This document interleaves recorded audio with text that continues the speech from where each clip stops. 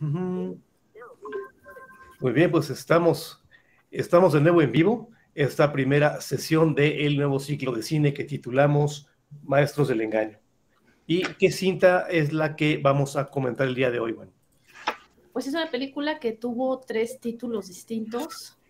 Hubo ciertas controversias con esta película en su momento, en el año, ¿qué es? Fue de 1951. Desde el 51, sí. Causó cierta incomodidad, sobre todo para las productoras, porque, bueno, ya lo platicaremos un poquito más adelante, pero bueno, esta cinta en español se conoció como El Gran Carnaval.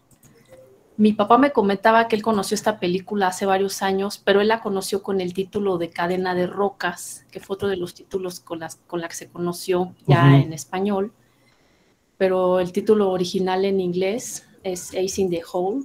Los escribo por aquí, que pues en sí es una expresión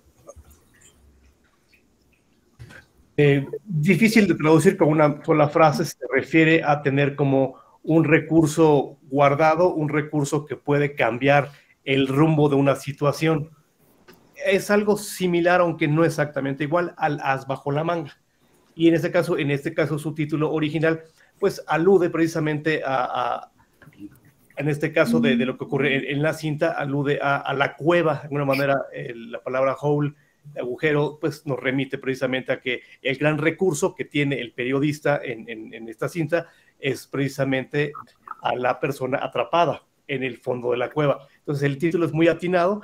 Comentabas, Wendy, que la cinta cuando se le estrena en Estados Unidos no le fue muy bien, y desafortunadamente más adelante la volvieron a lanzar con un título distinto, que fue precisamente sí, El Gran Carnaval, el mismo título, y tampoco les fue bien.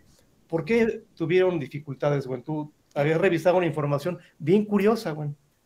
Sí, es que, bueno, la película finalmente pone en entredicho la labor del periodismo cuando no se hace de forma honesta, pero también fue como muy controvertida porque también es una crítica a la falta de un criterio del público, a quien va dirigida la noticia.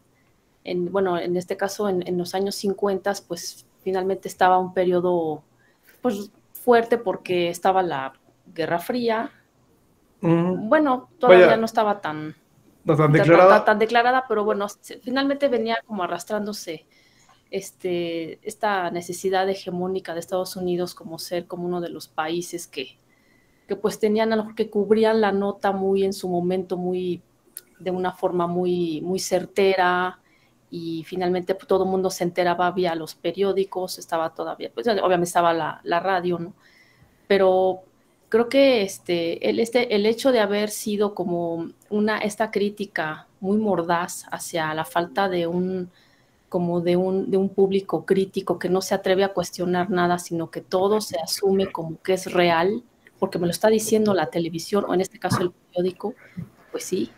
Entonces, creo que fue finalmente lo que le molestó finalmente, en este caso a las productoras, y en Estados Unidos fue una película que no tuvo ninguna buena aceptación, a diferencia de los críticos en Europa, que sí la recibieron muy bien. Pues quizá lo incómodo fue que se estaba mostrando al público norteamericano como un público muy, muy bobo, muy manipulable, y que lejos de sentir una compasión o tener la iniciativa de asistir al otro, pues lo toman la desgracia como un mero evento, ¿no? Como una experiencia. Y bueno, vamos a entrar de lleno con este asunto de lo que ocurre en la cinta, pero ese dato nos pareció curioso. Ahora bien, les quisiéramos compartir la manera curiosa en la que nosotros dimos con esta película. Algunos de ustedes que nos habían acompañado antes, quizá les tocó una ocasión, vimos esta otra cinta. Esta es una cinta del 64, esta cinta llamada Shock Corridor. En esta cinta que tratamos en un ciclo anterior, ocurre que es un periodista que tiene la ambición de ganar un premio Pulitzer, y para lograrlo se hace pasar por un paciente en una clínica psiquiátrica en la cual se había cometido un asesinato. Entonces este periodista, con tal de investigar y descifrar qué fue lo que ocurrió, pues se expone a este entorno y acaba un poquito afectado. pero es el extremo que nos muestra es precisamente pues hasta dónde nos puede llevar la ambición, ¿no? En este caso, la ambición de un periodista por ganar un premio.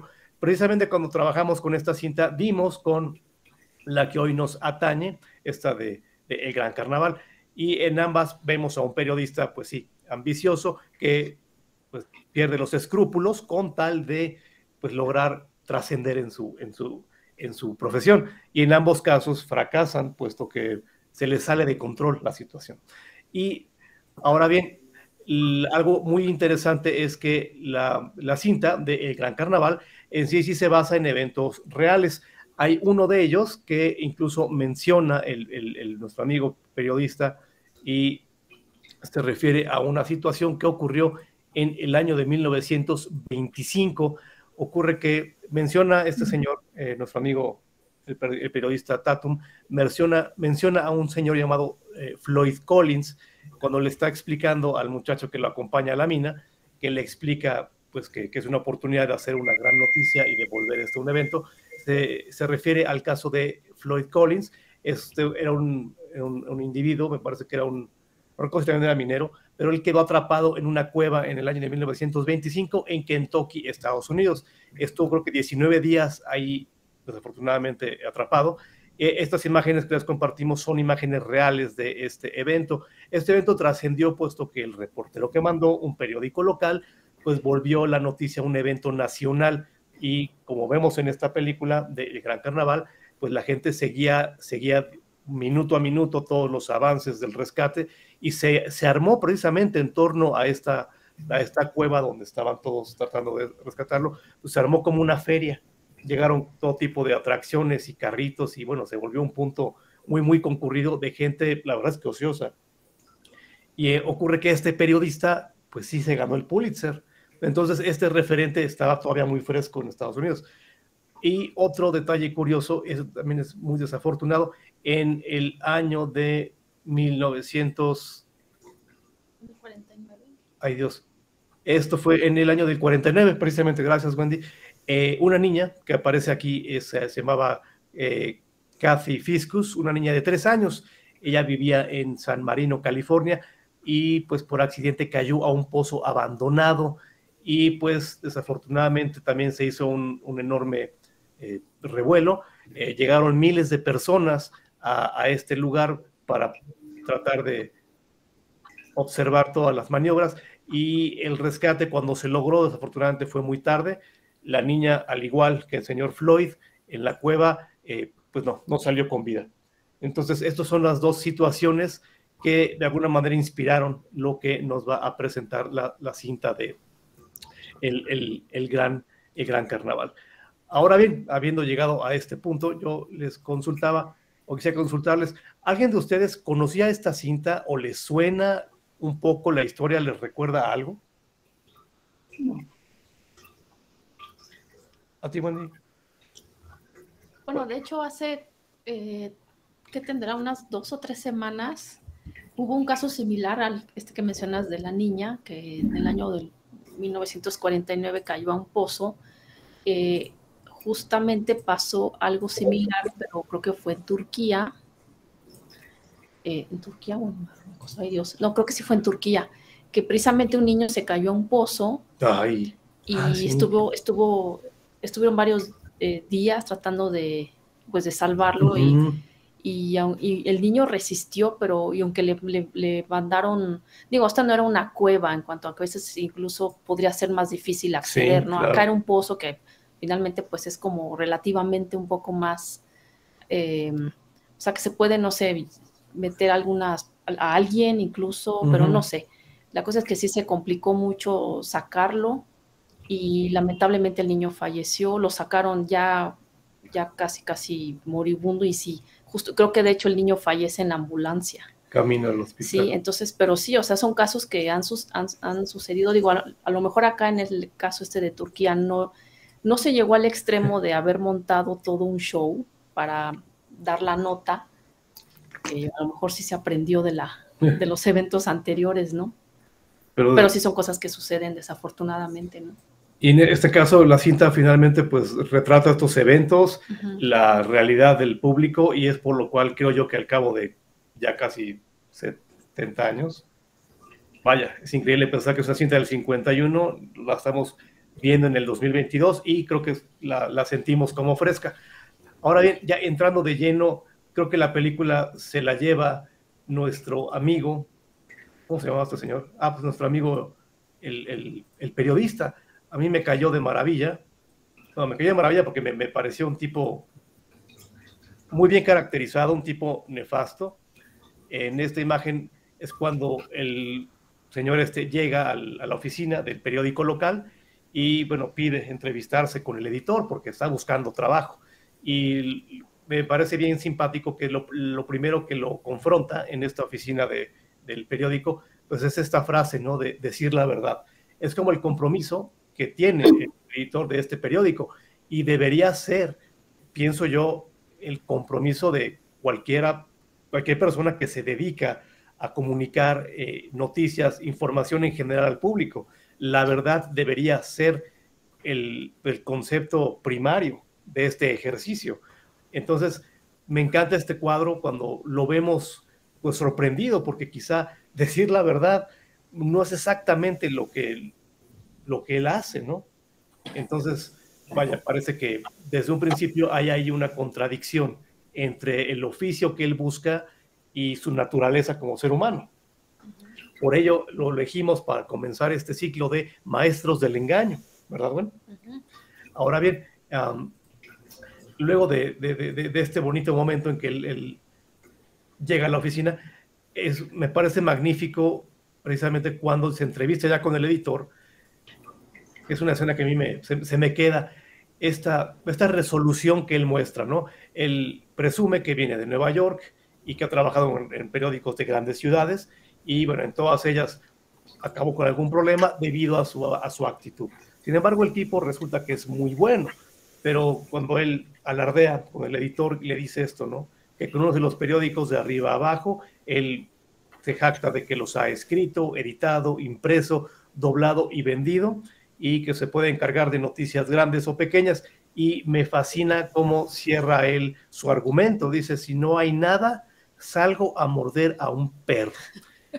Mira, me cae en gracia, sí, pero a la vez creo que nos lo demuestra. Esa desesperación que él tiene como por, en efecto, conseguir una noticia. Y si no la hubiese, él deliberadamente la va a generar. Es un compromiso que él ofrece al editor. El editor, si lo recuerdan, un tipo bastante más moderado, ¿no? E incluso no se deja apantallar, le tiene sus reservas, pero le da el trabajo. Y creo yo que, bueno, si hubiera salido a morder a un perro, me hubiera molestado mucho porque yo quiero mucho a los perritos, pero creo que hubiera sido menos trágica la historia en comparación con lo que sucede después, ¿no? Hasta aquí yo creo que en este primer segmento de la cinta nos queda muy claro que el principal interés va a ser seguirlo a él, al periodista. Es como el que va a llevar toda la carga de la trama y todo lo demás está como en un plano secundario para asistirlo, ¿no? Él es como que el que dirige finalmente toda la obra. E insisto, esta resolución que él expresa la vemos desarrollarse a lo largo de toda la película. Entonces, pues sí, creo yo que es una manera muy atinada de introducirnos a nuestro protagonista. ¿No, bueno? Y por cierto, algo que también me encantó de este individuo es cuando ya le dan el trabajo, miren con qué estilo enciende el cigarrillo. ¿Tú recuerdas esta escena, güey? Sí, cómo no.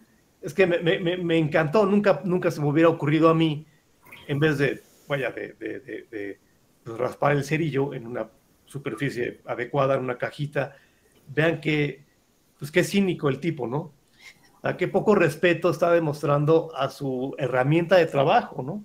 Y pues esta actitud pues tan, pues como grosera, como de burla, nos deja ver que él en todo momento estaba a disgusto con su posición, trabajando en un pueblo pequeño, en un periódico igualmente de muy poca quizá circulación. Entonces, pues miren nada más cómo lleva él su estilo como de una ciudad más grande y su trayectoria, ¿verdad? De un periodista destacado, cómo lo manifiesta incluso con estos gestos, ¿no? Bueno, en fin, este momento a mí me pareció bastante singular. Pero, de hecho, hay una cita del actor de Kirk Douglas, o sea, el señor creo que tenía ciertos rasgos de carácter del personaje, porque según llegó a comentar en algún momento que a él le atraían mucho los personajes sinvergüenzas, porque dicen, o sea, un personaje virtuoso no era fotogénico. Entonces, de alguna forma yo creo que por eso creo que encarnó muy bien este personaje. O sea, como que se le daba muy natural, ¿no? Yo la verdad no ubico mucho al señor de otras cintas. Sé que fue muy taquillero, vaya que fue un tipo muy popular, pero su papel aquí a mí desde el principio me parece detestable como persona, pero funciona muy bien para la historia. O sea, realmente le crees que es así de desconsiderado, ¿no? Así de arrojado y que no tiene realmente ningún reparo en pues, manipular con tal de lo que busca. Entonces sí, ciertamente creo que el cuate, el actor, pues sí conectó con el personaje y lo hace muy auténtico. Ahora que mencionas esto de que el mismo actor se sentía más cómodo con personajes así, eh, vaya, como de esto de sinvergüenzas, como canallas. Me encanta este momento también cuando cuando lo mandan a nuestro amigo Tatum a cubrir un evento pequeño y bastante ridículo, en su opinión, que era lo del carnaval de las serpientes que soltaban unas víboras y la gente las perseguía. Él va de muy mala gana y va con el muchachito que trabaja en el periódico y es quien lo va a apoyar con las fotografías. Y cuando van ahí en el camino, pues este señor lo empieza como a adoctrinar, le trata de dar las grandes lecciones de vida de una persona con experiencia en este campo, y tiene esta bonita frase, ¿no? Burlándose de que este muchacho joven, un tanto ingenuo, pues toma muy en serio su trabajo, como yo insisto, debería ser en todos aquellos que están en este medio. Y le dice él, así con mucho orgullo, ¿verdad? Yo no fui a la universidad, pero sé lo que es noticia. Dice nuestro amigo Tatum que él antes de trabajar en un periódico los vendía en una esquina y que por lo tanto lo primero que aprendió fue precisamente que las malas noticias venden más porque las buenas noticias no son noticia. Esa frase va muy al caso con lo que señalas, Wendy, de que el actor como que sentía que tenía más impacto o era más mejor recibido un villano en pantalla, ¿no? Como que la virtud, aunque ciertamente la podemos perseguir en la vida real, quizá cuando buscamos un entretenimiento, vemos una ficción, nos atrae muchísimo, ¿no? El malvado, el perverso, y creo yo que este señor es bastante perverso. Ahora bien, yo me pregunto, aunque no comulgo con su actitud, ni mucho menos, pero me quedo pensando qué tanto sigue siendo como un principio que aplica hoy día esto de que las buenas noticias no son noticias.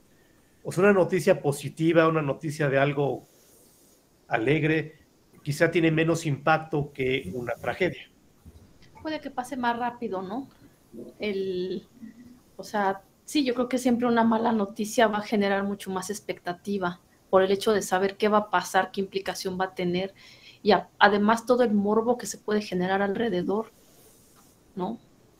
O sea, por ejemplo, nos estábamos acordando por ejemplo, cuando hubo el temblor del 2017 aquí en la Ciudad de México. Que había una reportera de una televisión aquí en México que juraba que había una niña atrapada en la escuela esa que derrumbó y que se hizo un escándalo porque la reportera ya había logrado escuchar a la niña, que ella decía que estaba esperando que la rescataran o sea, pero o sea, el fenómeno sí fue pues fuerte, bueno, se hizo grande porque, o sea, ahí sí jugaron entre que todo el mundo andábamos, pues todos ahí sensibles y tensos por lo que había ocurrido, que desde el 85 no habíamos tenido un temblor tan sacudidor como ese, ¿no? Pero, o sea, realmente, o sea, el impacto que tuvo, sí estuvo, pues, no sé, o sea, o sea, sí generó que la gente lo creyera. De hecho, fue cuando más la gente empezó a hasta donar dinero, porque estaba la misma televisora diciendo que necesitaban apoyar a los rescatistas y entonces, pues sí, o sea, cómo sí se logró manipular a la población con ese asunto en ese momento tan delicado y tan sensible, ¿no? Y aquí me quedo pensando con este caso de que fue una noticia que estaba en todo momento en vivo en los canales de televisión. Afortunadamente, únicamente tuvimos en esa ocasión, bueno, hubo este escándalo respecto al caso de una niña que según quedó sepultada en esta escuela que cayó por el temblor. Y me acuerdo mucho a su vez de lo que decía nuestro amigo Tatum cuando decía que una noticia impacta más cuando es una sola víctima, que decía, si fueran 84 víctimas o 284 víctimas, no tiene el mismo peso que si es una sola. Esto que él plantea lo podemos trasladar a esta noticia que comentas, Wendy. Cuando fue este temblor, muchos lugares se averiaron, hubo muchos derrumbes, edificios, quizá no al grado del 85, pero hubo daños. Sin embargo, esta noticia, como bien planteaba el señor este periodista, al ser una sola persona y ser una niña, pues captó el interés, como él decía, es una noticia de interés humano. Él planteaba, cuando es una sola víctima, te puedes involucrar más que si fuera un colectivo. Decía, al ser una sola persona en quien se concentra la noticia, decía él, como público vas a querer saberlo todo. Y sí, se armó toda una campaña con toda la biografía de la niña pequeña y de alguna forma pues sí apela a la sensibilidad y la simpatía de la gente. Pero pienso yo que igual de valioso era rescatar a esa pequeña, que al final creo que resultó un fiasco, un montaje de la televisora precisamente para captar atención, pero creo yo tan valioso era rescatar a esa pequeña, de haber sido cierto, tan valioso ella que las familias completas que en esos lugares también quedaron atrapadas. Pero vemos como este principio de elige la nota con la que más puedes explotar, cuando le puedes dar esta gran dimensión al concentrarlo en una sola, pues sí, genera una reacción quizá mucho más directa, porque pues puedes concebir a una niña en tanto que pensar en 200, 300 víctimas de alguna, por ejemplo, unidad habitacional, quizá como que no se te graba tanto en la mente. Eso lo propone nuestro amigo en la película y creo yo que podemos observar que no estaba tan desatinado. Muy cruel, ciertamente, pero pareciera que pues, las personas que se dedican a esto pues siguen estas mismas ideas, ¿verdad? Y ahora bien, fuera de este detalle curioso, me voy a desviar un segundo, a mostrarles otra cinta a la que tuvimos nominada para este ciclo de Maestros del Engaño. Esta cinta es una cinta que a mí me gusta mucho y que quizá en otro momento podemos contemplar e incluir. Esta cinta fue del año 2000. Esta cinta se llamó Rumores o Rumores que Matan, fue el título que se le puso. La cuestión aquí, y eso es en relación a lo que señalaba nuestro amigo Tatum, de esto que él decía que él no había ido a la universidad, pero él sabía cómo vender noticias y las sabía vender puesto que él mismo las creaba, conociendo cuáles eran las características que hacían que el público siguiera muy, muy pendiente de los eventos.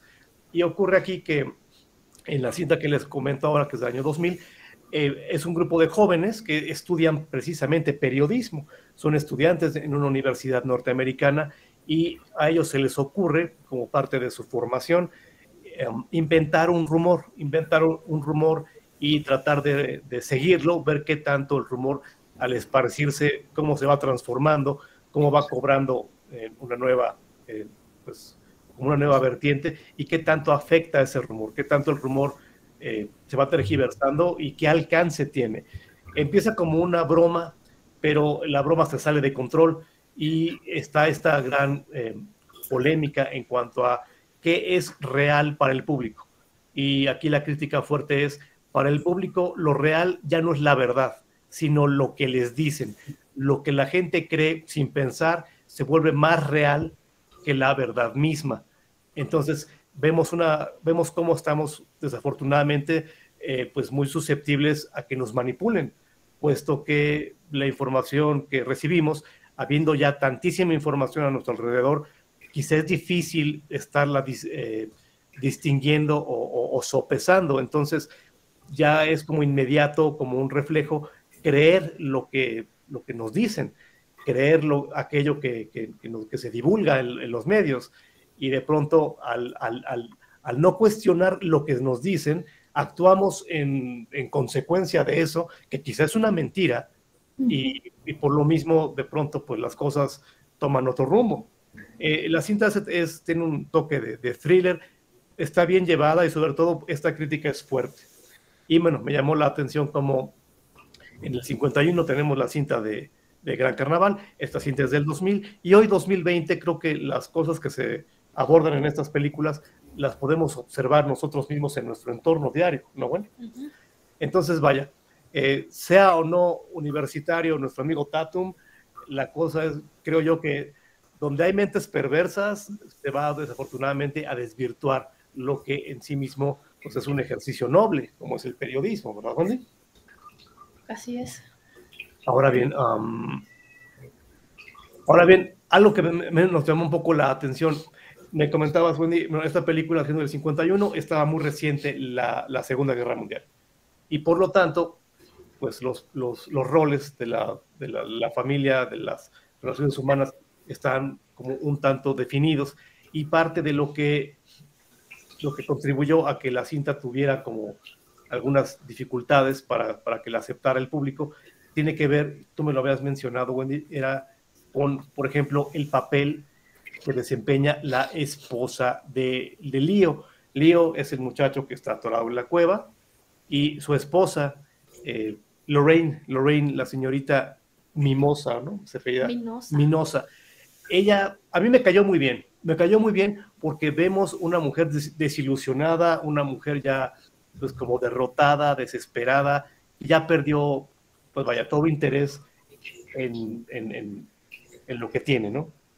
Entonces tú me habías comentado, Wendy, que el papel de esta mujer rompía un poco con el esquema de la mujer de la época, ¿verdad? Sí, de hecho fue una crítica que se le hizo también, una de tantas críticas que se le hicieron a esta película fue precisamente el rol de la esposa de Leo, porque también rompía con el esquema de la típica esposa norteamericana que bueno, tenía que estar como muy, no sé, como ser una mujer muy, pues muy pendiente de su hogar, de las necesidades del marido, en este caso del negocio que tenían conjunto. Y entonces ella también, porque de hecho también se llegó a decir que sexualmente era muy sugestiva, porque al final como que se la aventó al Tatum, ¿no? Sí, ella, pues... Digo, sí. En ningún momento la vimos a lo mejor que se quitara la ropa, pero bueno, pero según la actitud que tuvo, como de que yo me voy contigo y ya no me importa si rescatan o no a Leo, si se muere o no. O sea, eso fue también como, para el público de la época también fue difícil como aceptar que a lo mejor una mujer podría ser así. Y sin embargo, desde que ella aparece en pantalla, tiene ese semblante, pues como ya de que no tiene esperanza. Y que no le importa el hecho de que rescataran. No, exacto, ya no le importa nada, ya no tiene, pues, ni siquiera curiosidad, ¿no? Por saber qué sigue. Y en este momento, cuando llega este hombre y la regaña, puesto que ella ya se quiere ir y está por irse, y él le habla muy fuerte, muy feo, explicándole que él puede levantar el negocio y que él puede hacer que esta región donde están ellos se vuelva como muy, muy atractiva, y que le pueda hacer que vaya que todo esto, ¿no? Ella, si notan, en ningún momento reacciona, parece que hasta le pesa que le hablen de algo que sería natural que ella misma sintiera, ¿no? Un poco de compasión.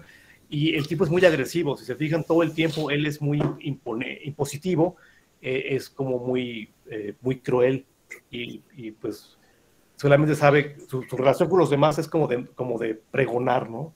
Y de mangonear, es como que la regaña.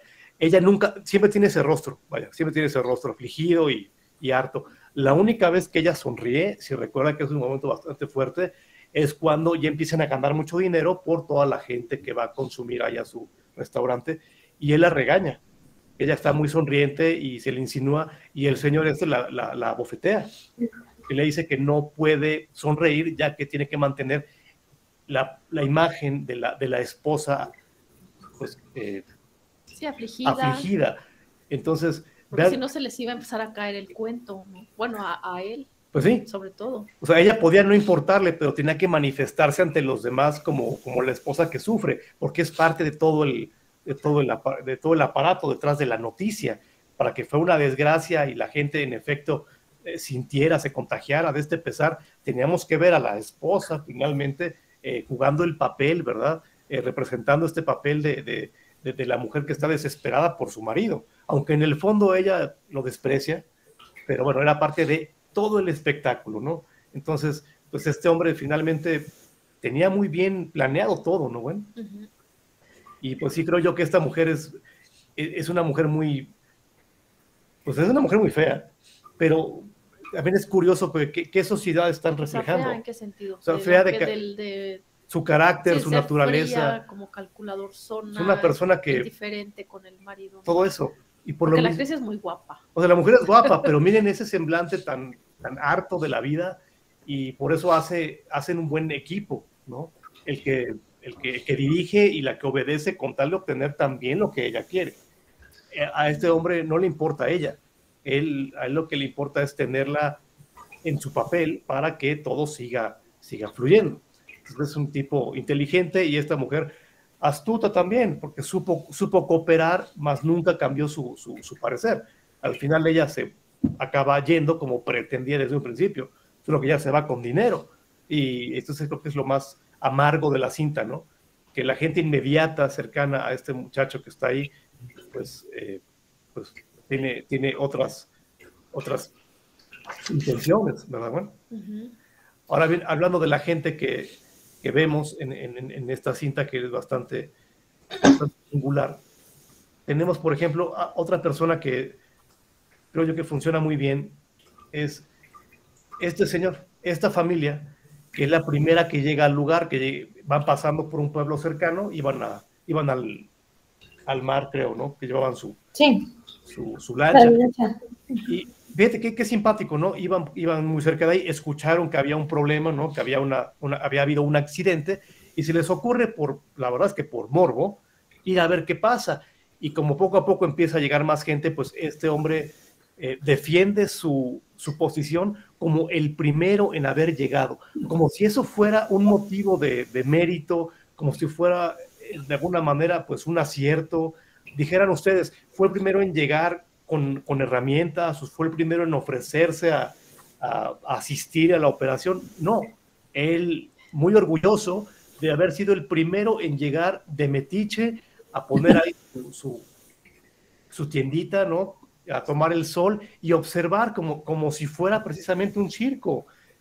Cuando en un principio, si ustedes recuerdan, los mismos lugareños, los indios de esta zona, no querían entrar a la cueva, porque había esta idea de que el accidente había sido provocado por los espíritus de los antepasados que protegían los objetos que habían quedado de sus asentamientos, ¿no? Pues sí, las montañas son lugares sagrados para estas tradiciones, en donde ellos tienen mucho respeto y veneración, y no se puede meter a un lugar y así como así, sin ningún ritual, ninguna petición de permiso en especial, y mucho menos a saquear el lugar. Entonces, por eso es que también ahí se contrapone también la visión de los lugareños, de los nativos, con, por ejemplo, lo que fue a hacer Tatum, que pues fue a montar todo su espectáculo, ¿no? Ahí para dar la nota. Y bueno, esta familia que se adjudicaba que habían sido los primeros en llegar al lugar, como bien comentas, como si hubiera sido un gran motivo de orgullo, pues también es esta representación del público chismoso y morboso que solamente se deja llevar por la noticia simplona, pero no se involucran en el sentido que eso está representando. O sea, como bien dices, esta persona a lo mejor pudo haber empezado, como dices, a llevar a lo mejor, haberse prestado a lo mejor para llevarle incluso de comer al Leo que estaba ahí atrapado, no sé, o sea, haber tenido otro tipo de comportamiento, pero no, o sea, solamente se dejó influir ahí. Y es, por ejemplo, lo que vemos en los programas estos que ponen que pone la televisión, de estos programas de chismes.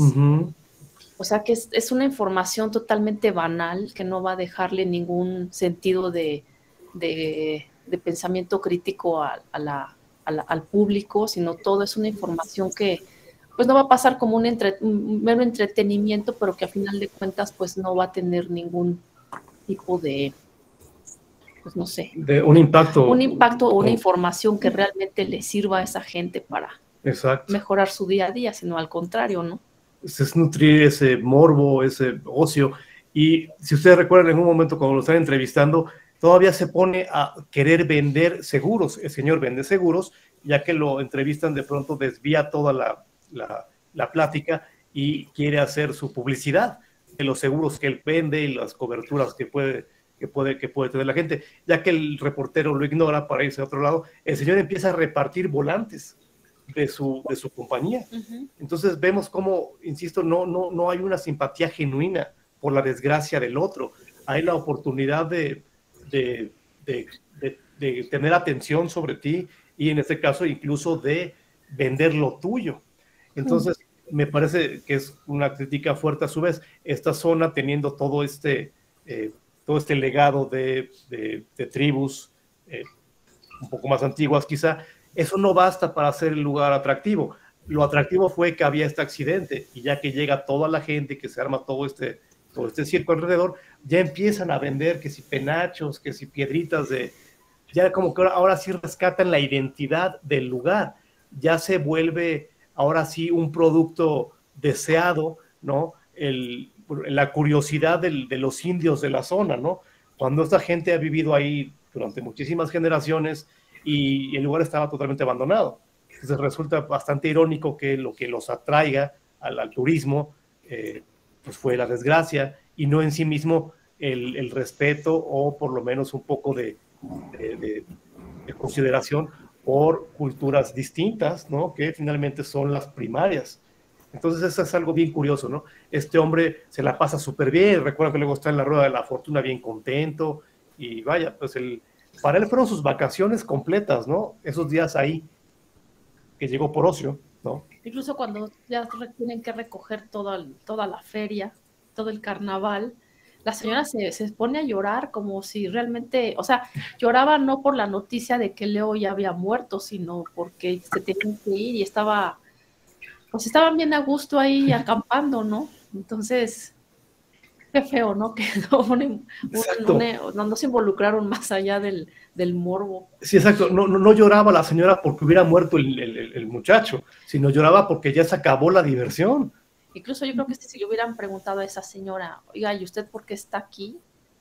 Ay, pues estoy tomando unas vacaciones aquí con toda esta gente bonita, ¿no? Pero a lo mejor el sentido de por qué llamó la atención el lugar, yo creo que ya se le hubiera olvidado, ¿no? Es lo más seguro, porque esta gente es muy, muy hueca, ¿no?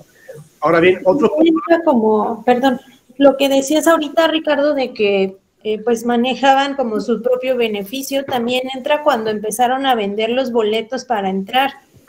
Que se da un precio, bueno, primero no tenía un precio, después le ponen un precio pequeñito, y ya cuando vuelve a aparecer en escena otras 2 veces, lo suben cada vez más el acceso para entrar a un lugar donde no tenía por qué haber un costo, ¿no?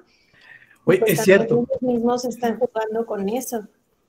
Correcto, sí, gracias por el detalle. Efectivamente, recuerden, en un principio esa zona estaba abierta, completamente abierta, para quien quisiera ir a ver las ruinas de los indios. Y conforme empieza, ahora que lo recuerda Jessica, sí, conforme empieza a llegar gente, empiezan a cobrar que 25 centavos, luego 50 centavos, y ya después era $1, lo cual hablamos de que para esos años era un monto fuerte, y es como muy simbólico que un lugar que en sí mismo no tenía nada, pues era la tierra y era la desgracia de alguien atorado, pero vaya, se prestó todo para volverlo pues un centro de diversiones, donde quizá más energía se iba en estar montando, vaya, atractivos para la gente, que la energía que se hubiera tomado quizá entre todos para asistir al rescate, ¿no? Y finalmente, pues, la gente pagaba por la novedad de estar en el centro de la noticia. Y les encantaba cuando estaban transmitiendo los reporteros y estar ahí como tontos brincando para que la cámara en algún movimiento los tomara, ¿no? Entonces vemos que ruin, ¿no? Y ya que todo acaba, todo el mundo se va y no quedó nada como de lo que se descubrió. Es decir, ya no tuvo ningún efecto el hecho de que la gente se enteró de que ahí había pues todos estos vestigios, ¿no? De los indios. Eso ya otra vez pasó a ser al olvido, como algo innecesario quizá, ¿no? O simplemente irrelevante, ¿no? Pues absolutamente. O fíjense que otro personaje que me parece a mí que fue crucial en todo esto, y yo no sé si era en sí mismo así de ruin o se contagió, o bueno, vemos simplemente la ambición. Tenemos a nuestro amigo el sheriff del pueblo, tipazo. Se me figuró, ahora que lo vi en las fotos, se me figuró Vicente Fox con su bigotito y la cara de bobo, ¿no? Así como ranchero, ¿no? Como ranchero. Y me parece un tipo detestable también, porque fácilmente se vende. El señor Tatum cuando llega es muy, muy grosero con los demás oficiales y en todo momento Tatum como que lo pisotea, o sea, le dicta qué va a hacer y ya ve qué fácil lo convence de colaborar con él en todo este montaje, que le ofrece ayudarlo a que lo elijan, ¿no? Ayudarlo en la campaña, que este hombre estaba postulándose para un cargo político.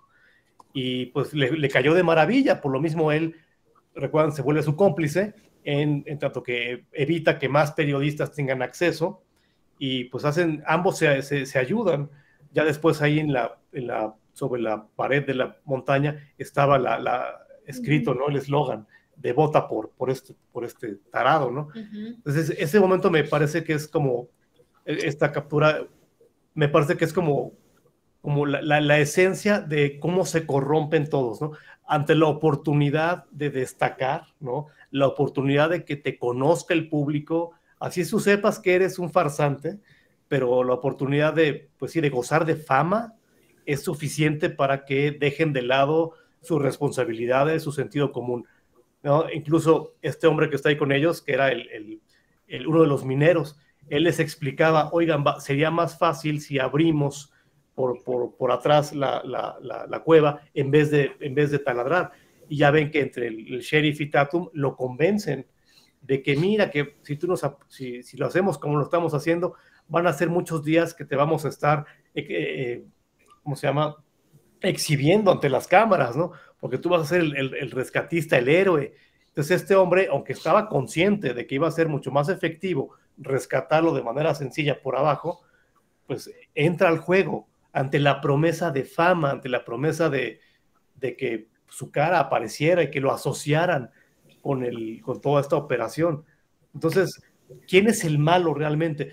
Por muy malo que haya sido o muy perverso que haya sido nuestro amigo Tatum, en realidad él solo no hubiera podido hacer todo esto de no ser porque pues se ganó pues, el apoyo a través de corrupción. Finalmente todos ellos eran conscientes de que no era lo correcto, pero pusieron por delante su necesidad de aceptación, ¿no? Sí, como era un gran manipulador, entonces pudo manipular a la esposa. A la esposa, al sheriff. Al minero. Ajá, o sea, finalmente, el tipo llegó a mover a todos, les ofreció un plan finalmente de negocios o de beneficio personal, político en este caso, y pues aparentemente les iba a resultar, ¿no? Pues tristemente sí, pero lo fuerte, yo insisto, es que por muchas ideas perversas que él tuviera, la gente se prestó.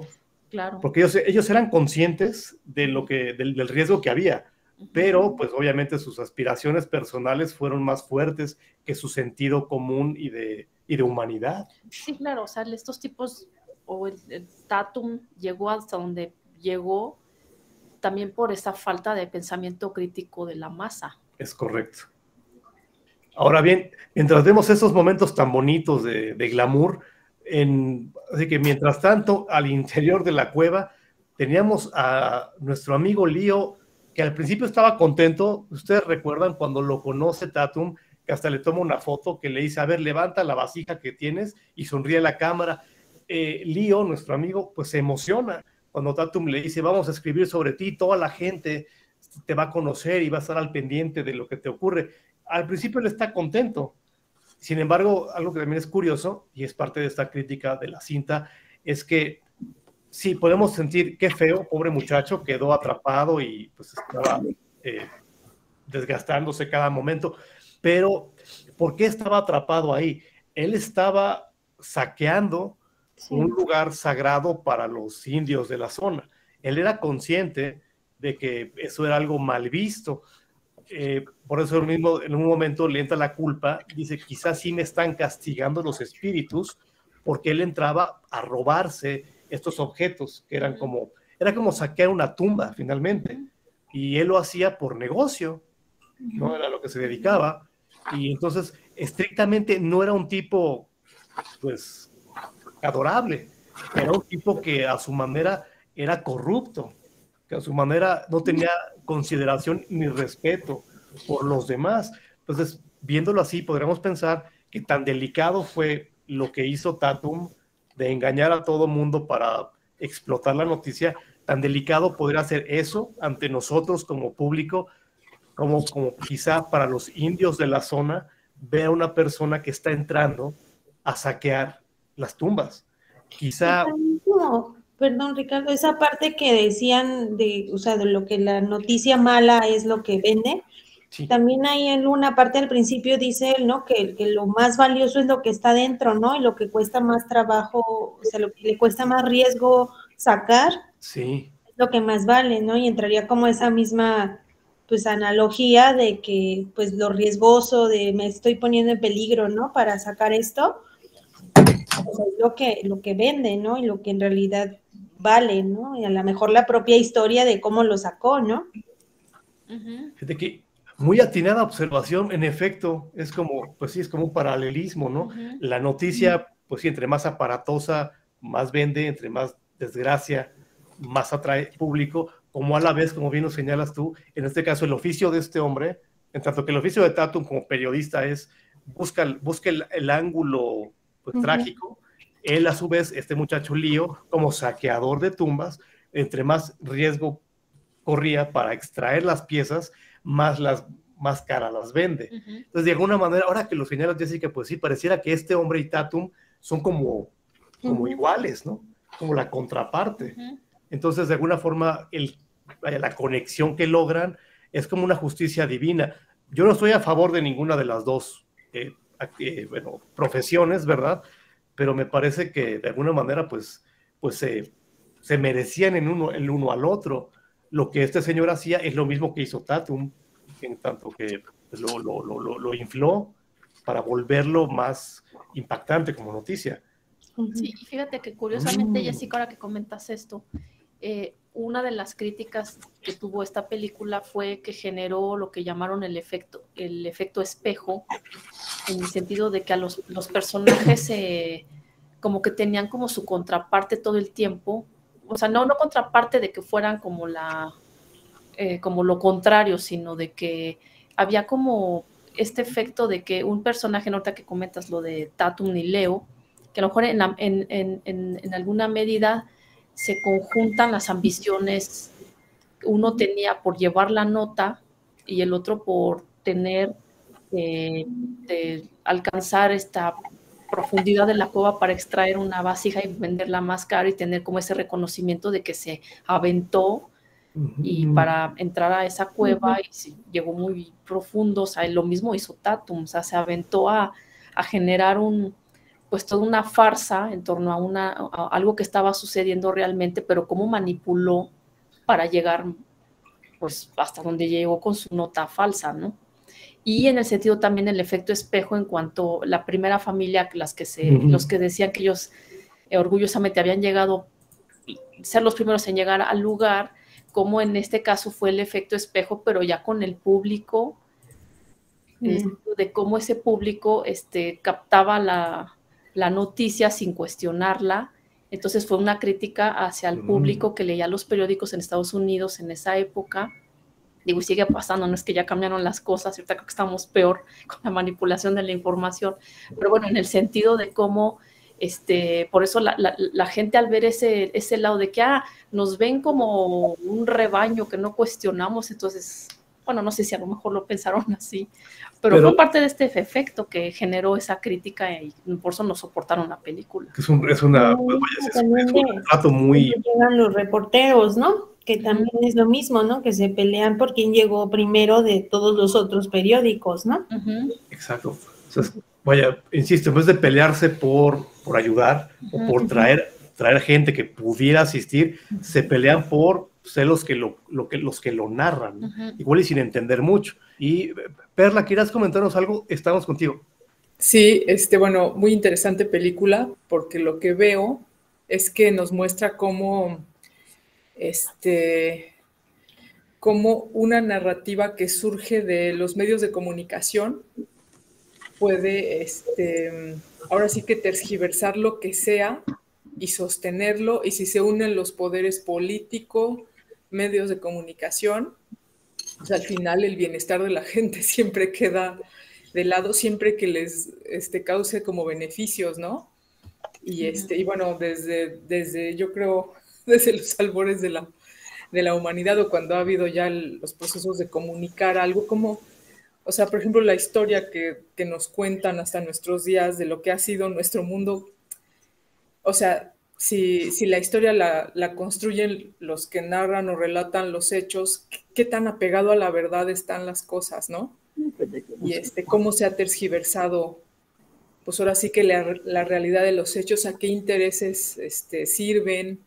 Y digo, fue un ejemplo de un medio de comunicación pequeño con un tipo ambicioso, pero pues cuántos no serán así a lo largo de la historia y que han narrado la versión de los hechos, y eso se pasa como a los libros de educación de las generaciones. Exacto. Y quién sabe qué tanto sea tergiversado, ¿no?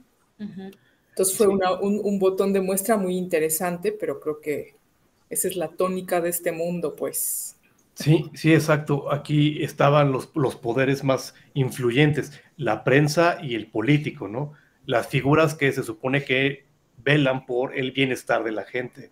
Y ahora que comentamos de esto de la tergiversación, ¿qué tanto nuestro amigo Leo, digo, sí, pobrecito en la cueva, pero qué tanto él hubiera vendido, digo, no lo abordan, pero podríamos pensar su perfil, qué tanto él agarraba cualquier cerámica, ¿no? O cualquier piecita de barro que comprara, por ejemplo, aquí en San Miguel de Allende, que son muy bonitas, ¿no? O qué tal si él agarra cualquiera de esas y dice, no, la rescaté de la tumba de un viejo jefe indio y me persiguió su espíritu. Él quizá también exageraba sobre cómo según obtenía las piezas, precisamente para venderlas más caras. Entonces, vaya, vemos cómo estaba corrupto él en sí mismo. La relación con su mujer también la observamos, una relación totalmente descompuesta, y por lo tanto el pueblo mismo, ¿no? O la gente que llegó ahí, pues es gente que también tenía una corrupción interna para conectar. Pero en fin, gracias por tu observación, Perla. Y Tere, ¿quiere usted comentar algo? La escuchamos. Lo que dice respecto, Perla, yo pienso que la historia, pues depende de quién escriba. Sí. El vencedor o el que cayó, ¿no? Que en desgracia. Entonces hay que siempre leer las dos versiones para formarse su propio concepto. Y respecto a lo que acaba de decir usted, yo pienso que el ser humano siempre trata de aprovecharse de cualquier otra persona, mejorar su situación, como de lugar. Eso es una opinión particular. No, creo que sí la compartimos. Desafortunadamente se presentan estas circunstancias y a la gente le sale lo más vil, ¿no? Quizá el sheriff no era tan mala persona, pero cuando todo esto empieza a suceder y le ofrecen tal cual participar, pues acepta. O sea, estrictamente el sheriff no es el primero. El sheriff no tuvo la iniciativa, pero no se resistió. Entonces, o sea, no es lo mismo ser el que empieza, pero ciertamente ya hay algo de enfermo en la cabeza cuando uno acepta participar. Y tenemos, Perla, de nuevo, si gustas, te oímos, adelante. Sí, sí estoy de acuerdo con la doctora, sí hay que ver las posturas opuestas.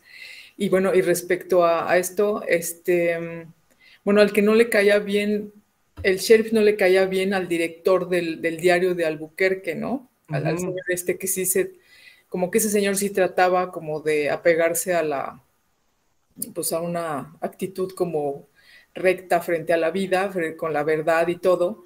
Y creo que ya desde ahí tenía fama ese tal sheriff con él, que le decía que a él no le caía nada bien. Ajá. Y me acuerdo que aparecen dos personajes. Bueno, uno era el ingeniero, este señor que primero había dicho que había que apuntalar para entrar a la cueva. Y que yo creo que así hubiera sido un rescate mucho más rápido, pero estos quisieron hacerlo largo para el negocio. Exacto, sí. Pero y de hecho también entrevistan en algún momento a otro señor que también tenía esa idea del apuntalamiento de la cueva, ¿no? Pero ya no le hicieron mucho caso porque era una narrativa distinta de lo que se estaba como alineando para llevar a cabo con el rescate, ¿no? Y entonces ya ni caso le hicieron a ese otro, creo que era un ingeniero minero también, ¿verdad? Sí, ya que lo comentas, Perla, en efecto, digo, aquí la otra versión de los hechos es precisamente la que intentó ofrecer este muchacho, era un minero, que les explica que él había trabajado en esto, había vivido situaciones similares y que lo más adecuado era como que reforzar y tratar de sacarlo por otro lado. Pero luego entre Tatum, el sheriff y el ¿cómo se llama el hombre que cava? El que operaba la maquinota, el taladrote, como ya se habían puesto de acuerdo, pues entre los tres lo desestiman. Ven que ya cuando le preguntan directamente, oiga, pero usted estuvo adentro, dice, no, yo no, pues, ya de ahí como que lo frenan. Es decir, no pueden rebatir el argumento, pero lo saben evadir, de modo que la gente sigue confiando en los tres que ya están de acuerdo. Entonces vemos cómo es este aparato de callar a la voz disidente. Cuando esa voz disidente, lejos de armar alboroto, pues nos ofrece una perspectiva, como decía usted, Tere, más amplia para poder uno distinguir y uno decidir con qué versión se queda. Pero estos cobardes, corruptos y ruines, pues para que esa influencia no les afecte y no les reste poder a ellos, pues simplemente la desestiman. Pero vaya, al final tenía razón este señor. Y el mismo señor que operaba el taladro, él estaba consciente de ello. Entonces, fíjense qué feo, él le tocó mentir y luego él mismo defender la mentira, cuando alguien más señaló lo que él sabía. Así que, qué feo. Maritza, si gustas, te escuchamos. Sí, bueno, yo durante una buena parte de la película me estuve recordando acabo de ver la película que está en Netflix, bueno, no sé si en Netflix, pero No miren hacia arriba, algo así se llama. Es nueva, y es muy o sea, bueno, obviamente es muy absurda la película, pero nada alejada de la realidad. O sea, pasan cosas muy absurdas que lo ves en la película y pareciera, pues, hasta, no sé, como de fantasía, ¿no? Pero, bueno, es fantasía, pero a lo que me refiero es que, bueno, es que no sé cómo explicarlo. De verdad, la manipulación de la información, el noticiero en el que dan a conocer la noticia de que un meteorito y no sé qué, cómo manipulan la información de tal forma que la gente está como si nada. Y cómo los que tienen el poder, en este caso el señor que tenía el dinero, la presidenta supuestamente, manipulan de tal forma que no se hace lo que en teoría se tendría que hacer para salvar al planeta, porque ellos buscan un beneficio mayor. Y que finalmente, pues, es lo que pasa en esta película. Pudiendo haber, pues, como periodista, pues sí buscas la nota y sí buscas, desafortunadamente es muy real eso de que las noticias malas son las que venden, pero pudo haber hecho las cosas bien también, y no lo hizo porque buscó un beneficio mayor para él, cuando pudo haber quizá tenido un beneficio también, pero más a largo plazo, si lo hubiera hecho bien, si hubiera ayudado, si se hubiera salvado el chico este que estaba en la cueva. Creo que a veces como sociedad buscamos en general, como que buscamos eso, siempre un beneficio más inmediato, la recompensa rápida, en lugar de pensar en un beneficio mayor también, ¿no?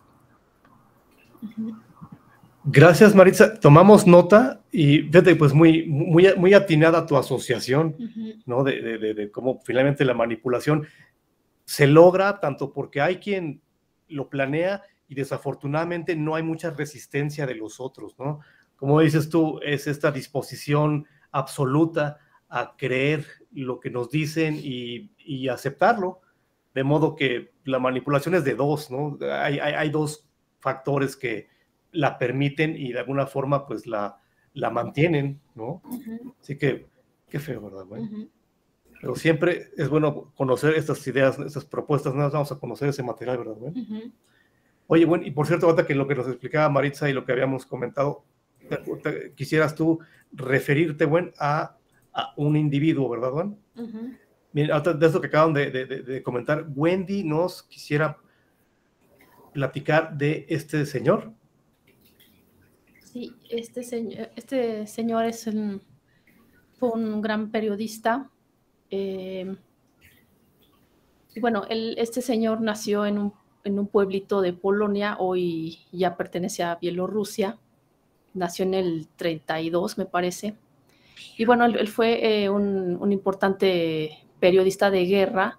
Cubrió parte del proceso de descolonización de varios países africanos.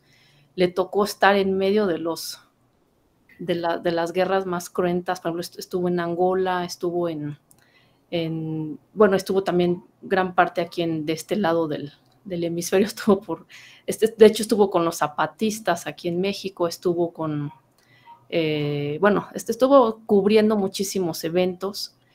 Y bueno, siempre fue un personaje que trató como de cubrir la nota a partir de los abusos que se cometían con la población, a partir de instaurar los poderes estos totalitarios. Y bueno, siempre fue un señor como comprometido con las causas sociales y fue muy revolucionario. Y en su momento, en los años 50, pues estuvo apoyando también los países socialistas. Después ya se desilusionó de lo que es el comunismo, todo este proyecto. Pero bueno, finalmente, pues un señor que dejó un legado bastante importante en sus libros.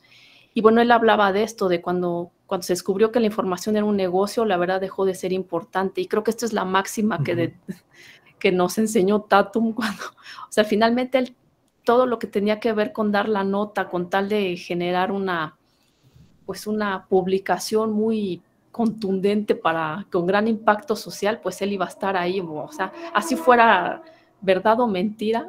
Como él decía al inicio, si no hay noticias, salgo a morder un perro. Exacto. O sea, qué grado de desesperación y de vileza de alguien que con tal de llamar la atención, de tener algo que contar, por absurdo que fuera, digo, qué feo morder un perrito, pero vamos, vemos que el tipo no tiene límite, ¿no? Con tal de captar la atención, no importa que la información sea real o que sea incluso pues digna de atención, ¿no? Digo, si sería una noticia. Si yo leyera que alguien muerde un perro, me molestaría, pero sin duda me captaría mi atención. Y lo cual muestra de que el tipo tenía razón, sabía cómo hacer las cosas. O como dices tú, este señor lo plantea de manera muy, muy clara, ¿no?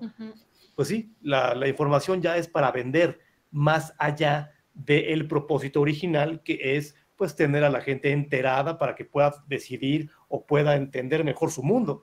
Ya se vuelve un producto más de consumo, que es lo que hace el señor en la cinta. Y Perla, te escuchamos si gustas, por favor.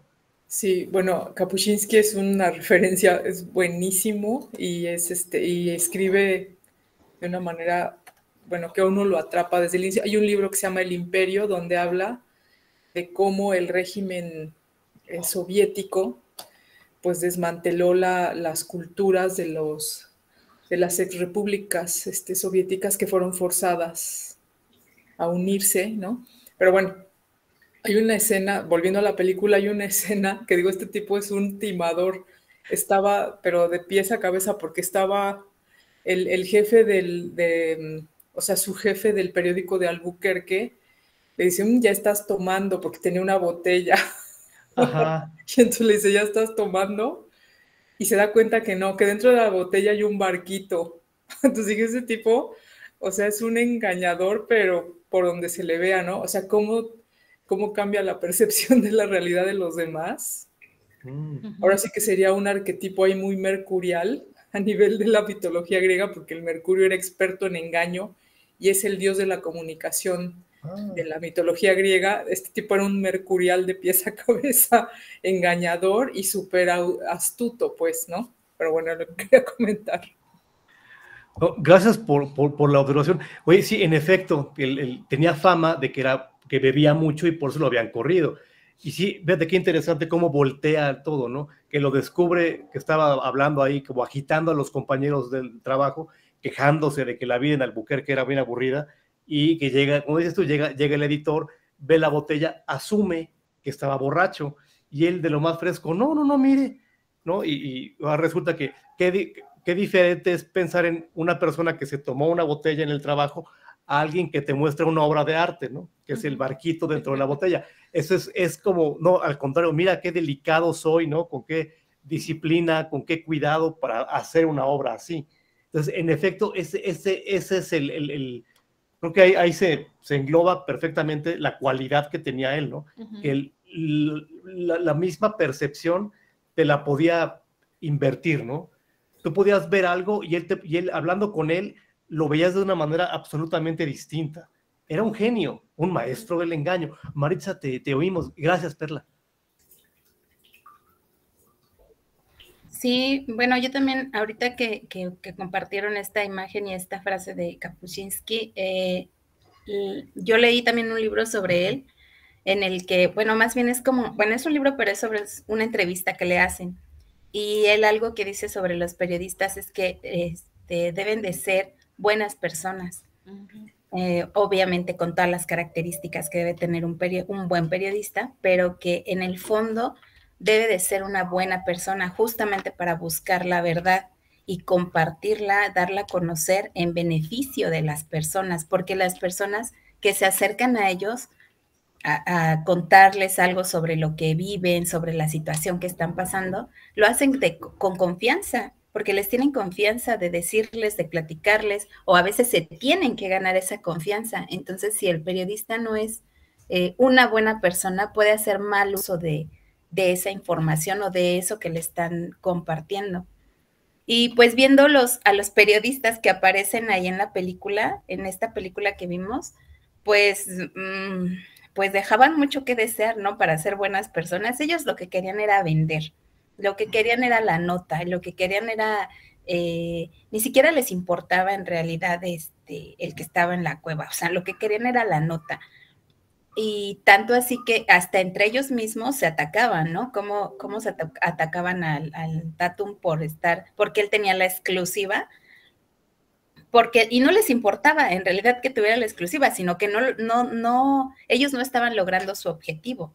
Entonces, y lo mismo pasa en la película que les decía. O sea, los que comparten, los del noticiero donde se difunde la noticia, a ellos no les importaba que esa noticia fuera importante, les importaba más lo que estaba pasando con celebridades del momento y cosas absurdas como la cancelación de una boda o la propuesta de matrimonio y cosas así, que es finalmente lo que vende, las cosas triviales que son como de farándula o las cosas o las noticias como esta que estaban compartiendo, ¿no? Que era una tragedia y de la cual hicieron un carnaval. Sí, gracias por la observación, Maritza. Precisamente tú conoces el texto al que te refería Maritza de este señor Bordagón. Esta frase que tenemos es de lo que nos mencionabas, Maritza, de que el periodista tendrá que ser una buena persona, que de otra manera, teniendo el poder de informar, puede hacer lo que hacen estos tipos, ¿no? Manipularnos, ¿no? Bueno. Ajá. Bueno, de hecho hay un libro de Kapuczynski que precisamente retoma todos estos principios que desde su punto de vista tendrían que tener los periodistas para ejercer su profesión de la forma más óptima, ¿no? Y bueno, sí, esta cita sale de ese libro que se llama un oficio, ¿cómo se llama el libro? No apto para cínicos, algo así. Pero bueno, sí tiene que ver precisamente con esto de que comentaba Maritza, que es un oficio que tiene que ser ejercido por buenas personas. Así, los cínicos no sirven para este oficio, se llama el texto. Y bueno, está súper, bueno, este texto yo no lo conozco así como tal. Yo he leído 2 libros de Kapuczynski, nada más, que bueno, uno habla, por ejemplo, se llama Viajes con Heródoto, que es como este análisis que hace de cuando él recorre lo que es India y algunos países de Medio Oriente, y lo va relacionando con este explorador griego, Heródoto. Va como contando como a la mano cómo se van dando sus descubrimientos en sus viajes, toda esta riqueza cultural que tienen los pueblos. Es súper interesante. Leer a Kapuczynski es como esto que llaman ¿cómo le llaman? Periodismo narrativo.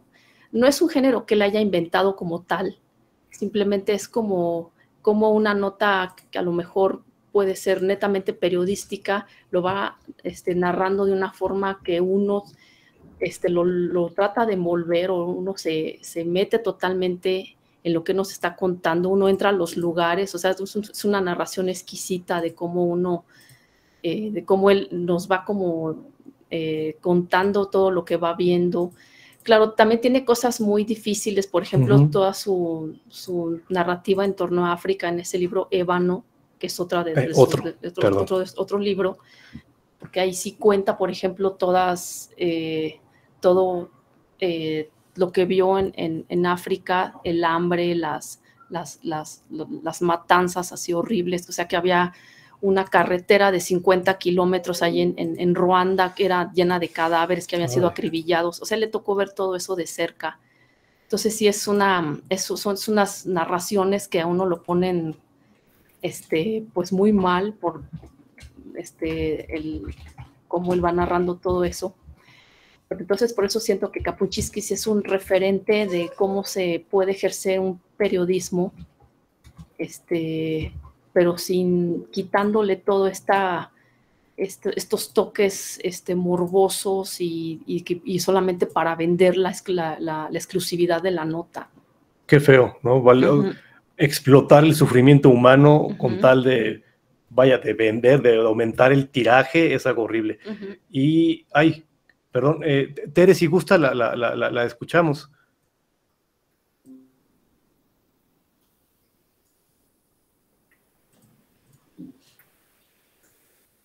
Igual se levantó la mano por accidente. O no tiene su micrófono activado.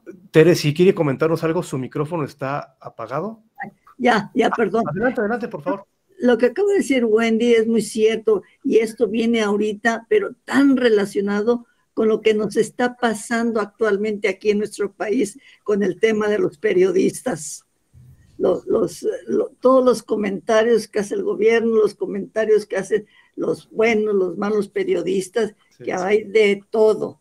Entonces, tenemos que analizar tan bien esto, porque no podemos tomar partido si no sabemos qué es la realidad. Entonces, esto es un tema actual muy, muy importante, y saber por qué ahorita están matando a tantos periodistas. Pero no lo sabemos, creemos lo que nos dice alguien, pero pues hay que informarnos. Sí, totalmente de acuerdo, Tere, en efecto. Y es ahí de donde abusan, de la necesidad de informarnos. Por un lado, la necesidad de informarnos, y por otro lado, la facilidad con la que se aceptan las cosas, ¿no? La facilidad con la que unos cuantos determinan qué voces tienen razón y cuáles otras voces hay que rechazar. Entonces, pues sí, estamos en medio de este conflicto y pues sí es difícil, ¿verdad? Saber, como dice usted, a quién le creemos, ¿no? Digo, hay periodistas horribles y hay periodistas que son, en contraste, gente muy comprometida, muy valiente, pero cuando los intereses se ven amenazados, pues suceden estas situaciones, ¿no? Qué feo. Y de lo que, por cierto, comentaban, o te comentaba... Creo que Maritza levantó la mano. Marita, si quieres comentarnos algo, te oímos, adelante, por favor. Sí, nada más rápido. Por ejemplo, en aquel entonces, como veíamos en la película, la noticia se difundió a través del periódico, ¿no? Los primeros que llegaron la leyeron en el periódico y por eso llegaron a ese lugar alejado de la civilización y de todo, porque no había nada alrededor. Pero llegaron porque la leyeron en el periódico. Y cómo a través de ese medio se fue haciendo tan popular la noticia que llegó tanta gente ahí y tanta gente se dejó pues envolver, ¿no? En la dinámica de lo que se estaba generando a raíz de la noticia. Y bueno, en la actualidad, pues el papel lo juegan en realidad las redes sociales, ¿no? Una nota que sale, una nota que sale a través de un tweet de Facebook, cómo se difunde, o sea, y llega un momento en el que ya no sabe uno diferenciar lo que sí es real y lo que no es real, o no puedes, cuando pues no se tiene como, o no se busca la verdad, pues hay mucha gente que se deja influenciar por lo que le llega, por lo que llega inmediatamente. Entonces creo que si en aquel entonces se hizo algo así, ¿qué impacto tan grande tendrá ahora las redes sociales cuando ya no son cosas que suceden aquí en el país solamente? Claro. Sino lo que sucede en el mundo, te enteras en el instante que está sucediendo. Sí, es lo alarmante. Sí, pues un tuit hoy día de algún político importante puede tumbar una bolsa de valores, ¿no? Sí, estamos en un mundo tan frágil, ¿verdad? Y fíjate que, lo que mencionaban, tristemente, en tanto que toda la gente aquí en la historia tenía un interés, el único que desde de principio a fin estuvo preocupado, al pendiente y que era genuino en sus acciones, era el papá de Lío. Perdón, Jessica, te habías levantado la mano, disculpa. No te preocupes. Nada, solamente referente a lo que comentaban ahorita de inventar como noticias, ¿no? Para vender más o tener popularidad, o bueno, dependiendo de la época y el medio que sea. Irving Wallace, de hecho, es uno que escribe mucho, bueno, tiene varios libros de esto, pero en específico uno muy parecido a la historia de la película, es El Todopoderoso, que igual es de un reportero que pues empieza como a generar notas, ¿no? Y a inventarlas, que me sonó mucho cuando el primero dijo de yo mordería un perro para crear noticia, ¿no? Y literal sí lo hace, ¿no? Y se empieza como a envolver como en, creo que con Argos, no sé, ya tiene mucho tiempo que lo leí, pero se empieza a involucrar como con gente que no, pero para generar estas noticias y que él tenga la exclusiva y entonces él es el primero que la publica porque también es periódico, entonces él se envuelve en todo esto, pero se ve como el personaje pues psicológicamente también se va deteriorando porque siempre quiere más, ¿no? O sea, y siempre quiere algo más aparatoso, siempre quiere pues lo más sangriento, no sé, como esta parte como muy de que con nada estaba contento, ¿no? Y en esta película me hizo recordar mucho ese libro porque es igual, pero este es en los 80s. Muchas gracias, Jessica, por el dato. Suena interesante, fuerte, y ya conocimos algo nuevo. No me sonaba el nombre, te agradecemos mucho que nos lo señales, siempre es... Sí, es muy famoso en los 80s, pero bueno, yo lo leo porque mi tío me lo recomendaba.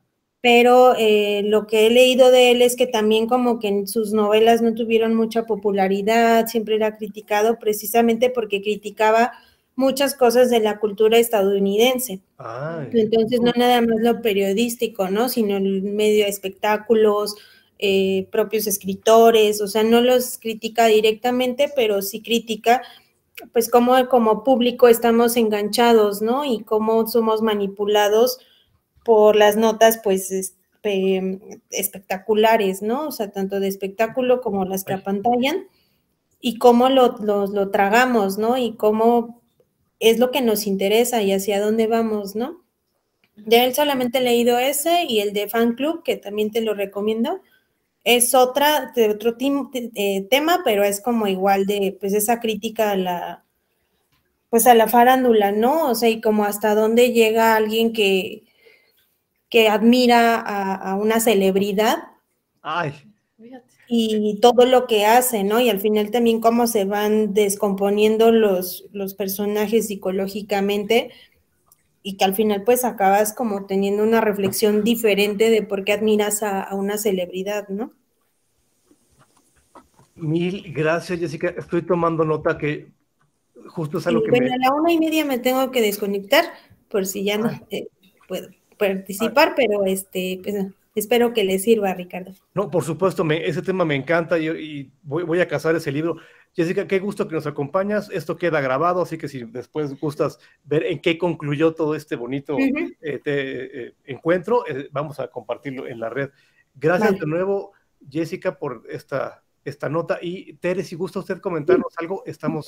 A propósito de Irving Wallace, tiene otra novela que a mí me pareció muy interesante, se llama La Segunda Dama. Es la suplantación de dos mujeres, una es la esposa del presidente de Rusia y la otra es una impostora, y nadie sabe quién es quién.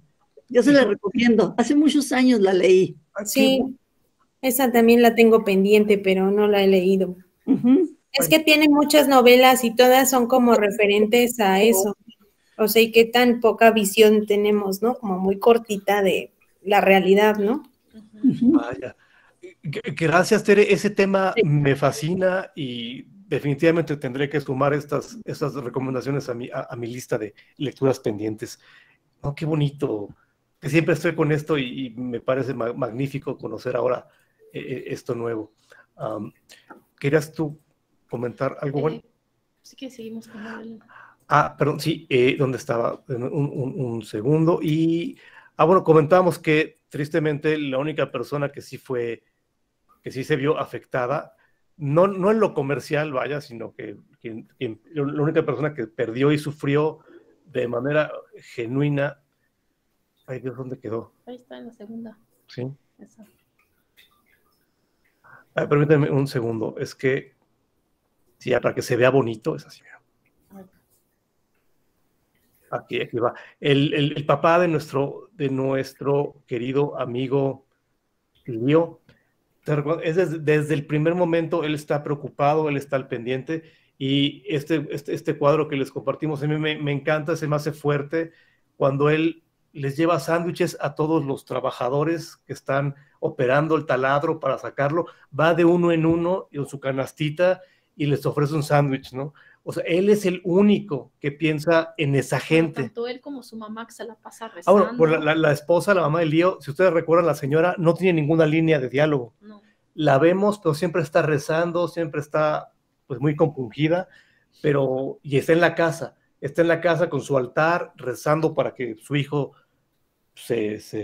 sobreviva. Y este hombre es el único que no está al pendiente de los juegos ni de las atracciones. Él está viendo la manera de ayudar a quienes van a rescatar al hijo. Es lo que insisto yo, tanto los periodistas como toda la bola de personas que se reúnen ahí, nadie de ellos tiene la iniciativa de a ver con qué ayudo, ¿no? Nadie tiene la iniciativa de a ver, enséñenme para que descansen y yo les sigo con la máquina, ¿no? No, ellos son medianoche y ya están felices con el carrusel y la montaña rusa o lo que les pongan, pero nadie de ellos se ofreció como a ver, yo también tengo manos, yo puedo cavar, y yo tengo manos, yo puedo tomar un pico nadie lo hace. Y en este caso el señor, pero es un señor, ya está igual y grande y todo, pero su manera de ayudar es darles algo de comer, y nadie lo ha hecho, ¿no? Hay todo es, sabe que vendían hot dogs, palomitas, pero él va y él prepara y se los ofrece. Y aquí vemos su rostro de preocupación cuando pues pasan los días y sigue llegando gente, pero no logran sacar al hijo, y el doctor ya le detectó que tenía neumonía. Ven que baja el doctor a la cueva y le da una mascarilla, y el pobre señor preocupado porque sabe que conforme avanzan los días el hijo está cada vez más débil, ¿no? Creo que este señor es la única persona sensata en toda la película, en todo el pueblo, en todo el país. Él y el que comentaba Perla hace ratito, el ingeniero que se acercó a decir, bueno, pero es que va a ser más fácil que lo saquen, a lo mejor quitando las rocas desde abajo y no por arriba, o sea, arriba va a ser un desastre aquello, ¿no? O sea, como que hubo estas personas que siempre mantuvieron a lo mejor como que la realidad de lo que estaba aconteciendo. Exacto. Y no se dejaron influir por todo el carnaval. Sí, es que los únicos que no estaban nublados por el espectáculo, ¿no? Tere, la escuchamos. Es que más que sensata, maestro, es la única persona que tiene buenos sentimientos hacia el prójimo. Exacto. Sí, creo que sí, este hombre, pues sí, vaya, su interés es su hijo, pero a la vez tiene esa sensibilidad por los que le están ayudando, ¿no? Entonces, a diferencia de Tatum, que a todo mundo le grita, a todo mundo regaña, a todo mundo se le impone, ¿no? Y a tarea, ¿no? De órale. Sí, a todo mundo le habla feo, a todo mundo le... Hasta cacheteó a la esposa para que pusiera cara de sufrimiento. Sí, Tatum a todo mundo le dicta órdenes, y este hombre pues ve la manera de asistirlos, ¿no? También los ve como personas que se están llevando el esfuerzo, ¿no? Entonces sí, yo a este señor... Ese momento, creo que es el momento que más a mí como que más me sacude por dentro, ¿no? Ese semblante de él, es como que como que lo que nos ancla con la realidad del evento, ¿no? Y bueno, yo espero que el Señor se haya repuesto de todo esto. Tenemos este momento también bastante, que me parece una toma bastante bien lograda, cuando ya Tatum tiene que admitir, ya que muere Leo, como que ya Tatum entiende que cometió un error, le entra un poco la culpa y ya sube hasta la cima de la montaña donde están los trabajadores. Y me encanta, por un lado, la foto del costado derecho. Esta toma se me figura como en el espectáculo de Woodstock del 69, que está el artista en el escenario y se ve abajo así todo el mar de gente no reunida. Esta toma se me figura como un tributo, ¿no? A la figura del espectáculo, ¿no? Como a la estrella que se dirige al público, ¿no? Miren bueno, la parte sale él como de costado, con el micrófono, como que se ve hasta como elegante, ¿no? Y sin embargo, ya que lo vemos de frente, vean el rostro, o sea, ya no tiene la mirada como de satisfacción de que está consiguiendo lo que busca. Es una mirada como de enojo consigo mismo, de que ya por fin entendió que toda la burla que él mismo ocasionó, pues se vino abajo, ¿no? Como que ya él mismo siente coraje de que toda la gente esté divirtiéndose cuando murió una persona. Ustedes recuerdan, él intentó que aceleraran las cosas, o incluso dijo, no, ¿saben qué? Ahora sí hay que cavar por abajo. Y le dijeron, ya es muy tarde, ya se selló. Entonces vemos cómo él mismo se frustra porque no logró lo que quería, que era la fama, y a la vez, pues le falló a Leo, que Leo le llegó a expresar, tú eres mi único amigo, ¿no? Porque Leo sintió en su soledad, ahí en el fondo de la cueva, sentía que su único verdadero compañero que lo asistía era este individuo. Perla, te oímos, adelante. Sí, bueno, el papá de Leo, ay sí, o sea, pobre señor, me dio mucha compasión. Creo que sí era la única persona ahí, pues que realmente estaba, pues sí, sufriendo, verdaderamente. Digo, también la mamá, pero él sí era como muy, pues, empático ahí con las personas y bueno. Y ahí en esa escena que estás poniendo ahí en la pantalla, bueno, ¿será que, a ver, este cuate ahí ya estaba picado, ¿no? Porque fue cuando la chava esta lo pica con una tijera o algo así. Sí. Entonces, ¿será que ahí al final como que sí tomó algo de conciencia y se arrepentiría de lo que hizo realmente por humanidad, o porque ya estaba tan bien decaída y derrotadísimo? ¿O sí ustedes creen que sí le haya causado que tomó conciencia al final y que dijo, híjole, la super regué, y que se acabó involucrando con Leo emocionalmente. ¿Qué sería esa actitud? Porque ahí al parecer ya no era el de siempre, ¿no? Yo tengo la teoría, a reserva de que alguien más quisiera expresar su postura, yo tengo la teoría de que le dolió ya a Tatum cuando la esposa rechaza el regalo que le tenía Leo, que decía, hoy quería que me rescatara porque hoy cumplíamos creo que 5 años de matrimonio, que él todavía muy ingenuo decía, saliendo de aquí voy a rescatar mi matrimonio, y tenía mucha ilusión de darle este regalo a la mujer. Y cuando Tatum se lo da así de mala gana, le dice, póntelo, ¿no? Para él es importante que tú lo pongas, que la señora lo tira al suelo. Partió Jessica, le deseamos un bonito fin de semana y le agradecemos su participación, pero vaya, siento yo que a Tatum eso le duele, ver que Leo, por fin parece que hacia el final Tatum entendió, Leo es un ser humano, con sentimientos, con una vida que de manera tan idiota se cortó, y ver que la mujer, que era la ilusión que tenía Leo para aguantar y salir, tenía ese desprecio por él, pero es un desprecio que el mismo Tatum tenía por el mundo, ¿no? Entonces quizá yo pienso que al ver esta reacción tan fría de la mujer, en ese momento tan crítico, a él le dolió, como que, sobre todo que se supo que él estuvo en medio de esto, ¿no? Yo creo que sí, la conciencia lo golpeó. ¿O tú crees que haya sido malo hasta el final? No, yo creo que al final sí generó cierta conciencia de lo que había hecho, de lo que él había provocado, ¿no? Pues sí, yo pienso que sí. Ojalá, porque sí, vaya, creo que dentro de lo perverso que es, pues sí era consciente, ¿no? Oye, bueno, por cierto, hablando de frases y libros, Gwen, tú tenías a la par por aquí otra frase bastante pertinente, ¿te acuerdas, Gwen? Sí, es que justo también me acordé de un señor que se llama Edward Bernays. Bueno, este señor nació en 1891. ¿Ya murió? Ya, murió en 2005, me parece, en 2007. Vaya. Bueno, este cuate se le atribuye que es el padre de las relaciones públicas. De hecho, fue sobrino de Freud, fue hijo de Anna Freud. Y bueno, este señor, bueno, fue muy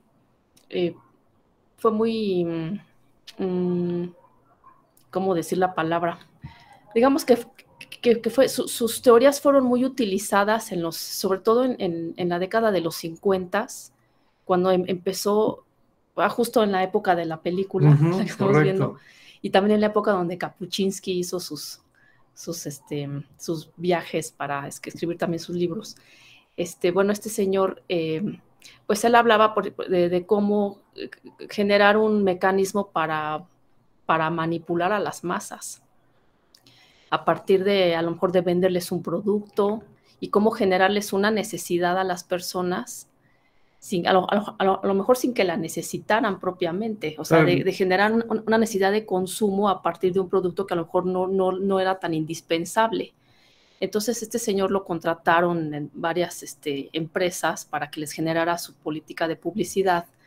Y bueno, y fue súper acertado, porque empezaron, o sea, por ejemplo, tanto farmacéuticas como empresas de alimentos, cigarreras, como tabacaleras, empezaron a ganar mucho dinero gracias a sus mecanismos de publicidad, pero era a partir de una manipulación. Entonces también aquí fue a partir de estos mecanismos que, por ejemplo, hay un ejemplo muy preciso de cuando decían que el hecho de que las mujeres fumaran en los años 50 las iba a hacer como muy liberales, o bueno, esta idea de la liberación femenina. Entonces decía, bueno, es que una mujer se ve súper interesante. Entonces lo que hizo Hollywood, por ejemplo, fue ya meter a las mujeres fumando.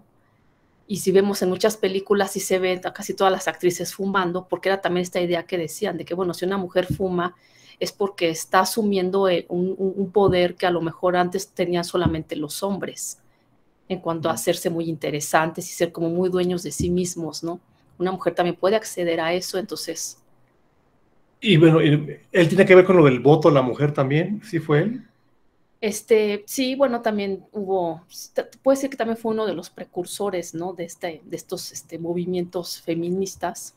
Lo que me explicabas, Wendy, creo que a partir de lo que propone ese hombre, que la idea no era tanto realmente darle poder a la mujer, sino el hecho de que incluirla en un consumo. Ah, claro. Como volver productos que no estaban tan pensados o que originalmente estaban como muy restringidos al varón. La idea de hacer todo esto de darle poder a la mujer era darle entrada precisamente a un mercado para que hubiera más consumo, ¿no? Que se aumentara, vaya, el consumo de productos, ¿no? Sí, es que, o sea, finalmente todo esto que estaba diciendo Freud sobre las pulsiones inconscientes, él retoma esas teorías de su tío para decir, bueno, pues si eso es así, ¿por qué no las utilizamos para precisamente inducirle a la gente a que consuma? Y obviamente en el comercial va a ir el mensaje implícito de que eso te va a hacer más interesante, más elegante, que eres más moderna, eres más dueña de ti misma, en este caso a las mujeres, ¿no? Ajá. Entonces también, por ejemplo, él fue de los que, suena bobo, pero él fue de los que empezó a decirle a los estadounidenses que tenían que desayunar para que fuera un desayuno más completo, porque antes creo que se decía que un buen desayuno era un café con un pan con mantequilla solamente. Creo que el desayuno común del estadounidense promedio. A partir de la publicidad de este señor era de que desayuna huevo con tocino y ese va a ser tu desayuno de campeón y te va a dar energía todo el día, ¿no? Entonces la gente empezó a ver los anuncios de que mira qué rico, te ponían ahí un platito de 2 huevitos estrellados con tocino y el cafecito, y mira qué rico puedes desayunar, ¿no? Toda la gente adoptó eso como desayuno, ¿no? Entonces era como, o sea, cómo influyó este señor para que la masa tuviera una respuesta. Y esta parte de generar la necesidad de consumo, ¿no? Entonces, por ejemplo, hay una historia también ahí de que uno de las grandes farmacéuticas como Pfizer, por ejemplo, lo contrató desde aquellos años para que le hiciera toda la política de publicidad, de que era importantísimo esta pastillita para el dolor de cabeza y cosas así, ¿no? Entonces, y lo vemos, por ejemplo, ahorita la televisión está llena de comerciales de pastillitas y cosas y pomaditas para dolencias, que si te tuerces un tobillo te pones esa pomadita y si te pica el mosco. Sí, ajá, y que el dolor de cabeza, y o sea, todo eso, ¿no? Que es parte de la publicidad, pero ya desmedida, ¿no? Pues sí, o sea, hay productos que, güey, no son necesarios, pero tanto nos los anuncian que se vuelven parte de la vida cotidiana y ya luego sin pensarlo, pues los adquirimos, los probamos, porque nos repiten tan a menudo el mensaje que se vuelve ya como parte de nuestro reflejo, ¿no? Sí, otro de los comerciales que este señor sugirió, por ejemplo, para esta empresa, la Procter & Gamble, que hace artículos de higiene, decía, bueno, si por ejemplo un niño ve un comercial en la televisión, puede ser un muy buen punto de arranque para que el papá compre lo que el niño le está pidiendo que consuma, en este caso un jabón, ahora sí que un simple jabón en forma de osito para niños. Yo quiero ese jabón, y ya los papás compraban el jabón, ¿no? Y cuando ese niño crece, va a repetir el patrón, porque ya creció con el hábito, ¿no? Del consumo de ese producto. Y este señor, para que todavía aumentaran aún más las ventas en el jaboncito que hacía Procter & Gamble, diseñó una estrategia de concursos de esculturas en jabón. Entonces los niños compraban los jaboncitos, los tallaban, hacían figuritas, y entonces se compró muchísimo más jabón. O sea, ese tipo de estrategias que a lo mejor en los 50s pues eran a lo mejor ingenuas, pero finalmente eso llevaron a que se elevara los niveles de consumo de esos productos, ¿no? Entonces la manipulación va desde para inducir el consumo o cambiar la mentalidad de la gente. Sí, es los mismos principios, pero distintos fines, ¿no? Y en este caso, pues sí, hubo toda una manipulación con toda esta gran publicidad alrededor. Y queríamos comentar, hablando de Yo decía, el personaje del señor Tatum me parece terrible, me gusta mucho su papel, pero es un personaje que me enoja, pero está muy bien logrado. Y ahora que mencionábamos que al actor le gustaban los papeles de villanos, yo ahora haciendo memoria, yo sí ubicaba una película con el señor Kirk Douglas, es esta bonita adaptación de la novela de Julio Verne, de 20.000 leguas de viaje submarino. Esa película es una versión de Disney de 1954. O sea que 3 años después de salir de periodista corrupto, sale aquí en esta película de marinero amargado. Yo la verdad, la película está muy bien hecha, es una magnífica cinta. El señor Kirk Douglas la hace de marinero, ¿verdad? Uh-huh. A mí no me cae bien su personaje, pero me encanta que hay una parte en la que se pone a tocar una guitarrita con una foca. Está borracho y está con una foca, y como a todos de la tripulación les cae mal porque es un tipo muy pesado, la foca lo acompaña y le da de tomar un poco de vino, creo, y se pone a tocar la guitarra y cantar, y la foca lo acompaña y le aplaude.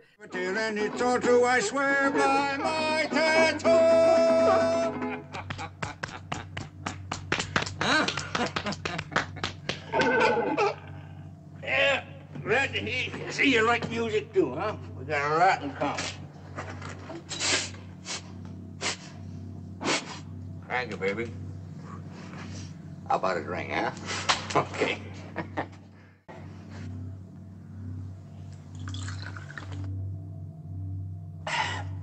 Mesa? You know, Esmeralda, you're the only one on this barge understands me. Give us a kiss. Your whiskers tickle.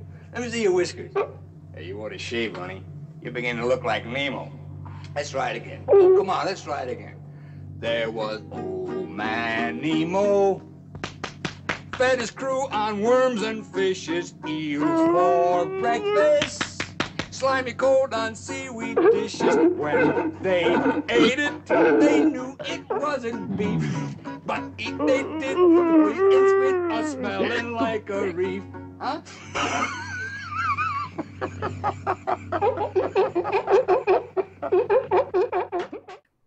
Amé esa escena de la foca, pero vaya, el señor Kirk Douglas ha hecho muchas otras cosas.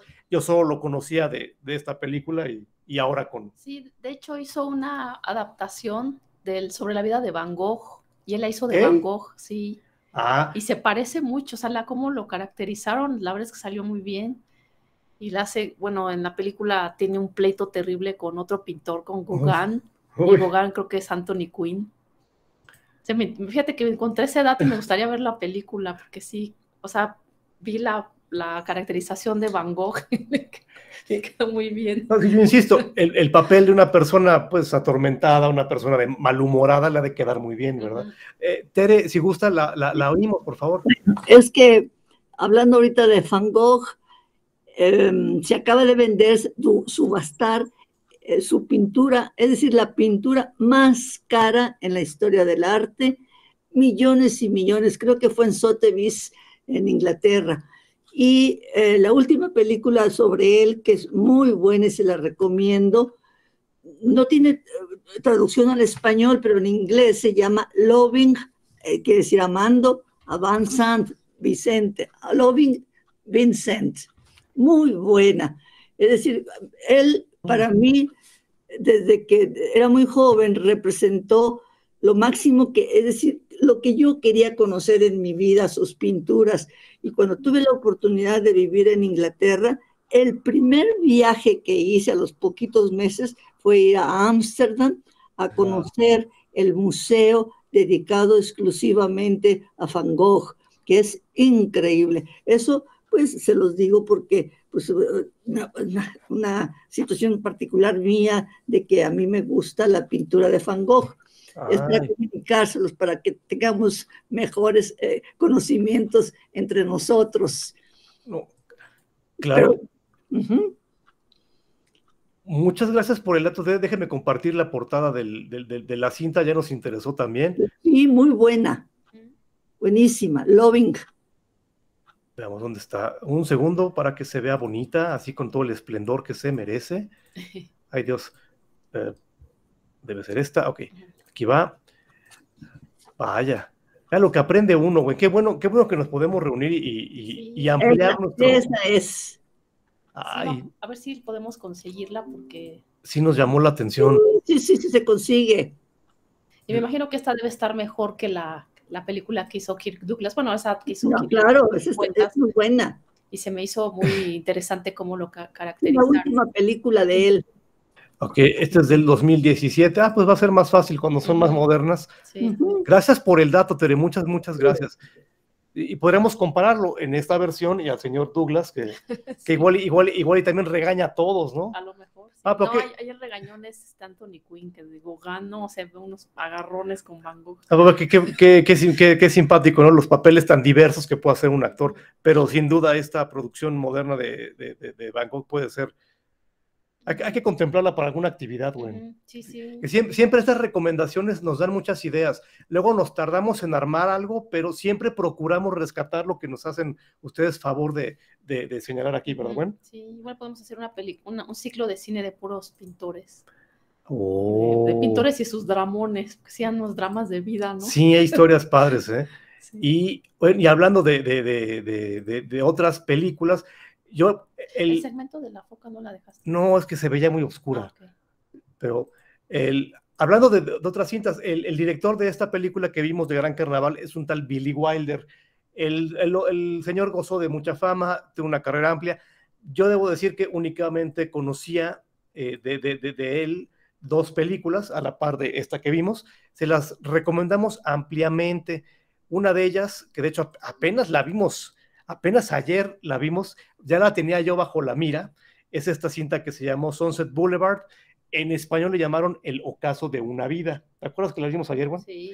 Esta película fue del 1950, fue la película inmediata anterior a El Gran Carnaval. Esta cinta nos cuenta la historia de una mujer muy amargada, que había sido una superestrella del cine mudo, y al cabo de unos cuantos años, ya como unos 30 años después, pues sigue obsesionada con esa época en la que ella era pues un gran ídolo, y entonces pues planea volver al cine con una nueva historia, pero algo no le sale bien, tiene un poco de crimen, y es muy fuerte la crítica a la sociedad, cómo cambió de esa generación del cine mudo al Hollywood ya de los 50, y una persona que se quedó como atrapada en esa época y como que ya perdió como la dimensión, ¿verdad? Bueno, extraordinaria cinta. Y otra que también conocíamos es esta otra de el 57, llamada Testigo de Cargo. Esta segunda cinta es una adaptación de una obra de Agatha Christie, obra de teatro que después se llevó al cine, y curiosamente la señora Agatha Christie reconoce que esta adaptación es la que más le gustó de todo lo que tuvo ella oportunidad de ver de su trabajo llevado al cine. Esta cinta goza de la participación de una actriz alemana. ¿La ubicas, Juan? ¿Cómo se llama ella? Marlene Dietrich. Y es muy buena, son distintas y sin embargo tienen el elemento del crimen, ¿verdad? Y son bastante bien logradas. Ha hecho muchas otras cosas el director. Yo la verdad no conozco más allá de estas 2 que francamente me parecen destacadas. Tere, ¿la escuchas? Es que todo surge conforme se va platicando. Sí, claro. Marlene Dietrich es una actriz alemana que fue muy famosa porque cantó una de las canciones más bellas que se llama Lili Marlene. Y esa canción era para los soldados, dirigida a los soldados, tanto de los bandos norteamericanos, de la Segunda Guerra Mundial, tanto a los alemanes como a los norteamericanos. Se decía a todos los soldados. Y escúchenla alguna vez, se llama Lili Marlene. Es muy bonita. Gracias por el dato. No lo conocía. Ubico a esta mujer que tiene mucho porte, pero va a ser una faceta nueva para mí conocer de ella. Vaya, pues ahí están esas 2 cintas. ¿Tú viste? ¿Te gustaron a ti, Juan? Sí, la de Sunset Boulevard me pareció muy buena. que quienes nos han acompañado por acá tiene un poquito de Todo sobre Eva y un poquito de Baby Jane Hudson, que fueron esas cintas que nos impactaron bastante. También las hemos comentado aquí. En fin, son cintas atractivas, creo yo que vale la pena darles una oportunidad. Y, ¿qué más? Otro detalle curioso que teníamos, comentábamos al principio de que la historia que vimos en la cinta de El Gran Carnaval se basa en 2 acontecimientos reales, que fue lo del señor Floyd Collins en Kentucky en 1925 y lo de la pequeña niña Kathy, no recuerdo su apellido, que en el 49 cae un pozo abandonado. Pues estos dos eventos reales a la vez fueron inspiración para un episodio bastante simpático de esta familia, que quizá alguna vez se han topado, un episodio de Los Simpson, en un episodio de la 3ª temporada de 1992. Es un episodio en el que es cumpleaños de Bart, le regalan, bueno, hacen un regalo, es un radio con ¿cómo se llama? Como de onda, ¿cómo le llaman? Ay, Dios, se me va el nombre técnico, pero es un radio y tiene un microfonito, entonces él puede comunicarse de lejos. Bart empieza a hacer bromas muy bobas, a los vecinos les esconde la bocina y les habla de lejos, les dice que es Dios, y hace bromas muy simpáticas, muy ligeras, pero de repente un día, no sé qué pretendía hacer, no recuerdo, pero va a un pozo y algo estaba planeando hacer, pero se le resbala el radio y el radio queda hasta abajo del pozo.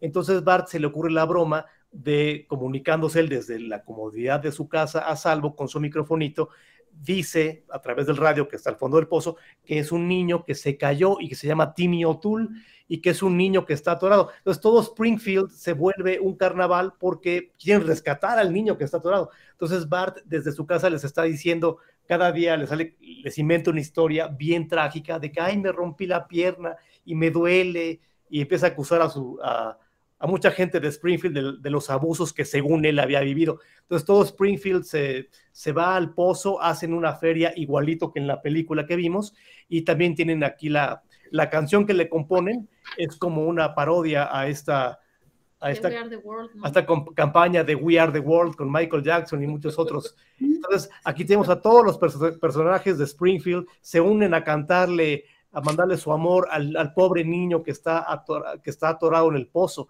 Pero la broma, bueno, ya después lo descubren y pues no, a la gente no le cae tan en gracia, pero es muy simpático el episodio y vaya, retoma estos eventos. Sí, es como un homenaje a esta película, ciertamente. Y a la manipulación de cómo la gente acude como si fuera un espectáculo, una tragedia, ¿no? Cómo volver un escenario de una situación bastante complicada, volverlo precisamente una feria de diversiones. Uh-huh.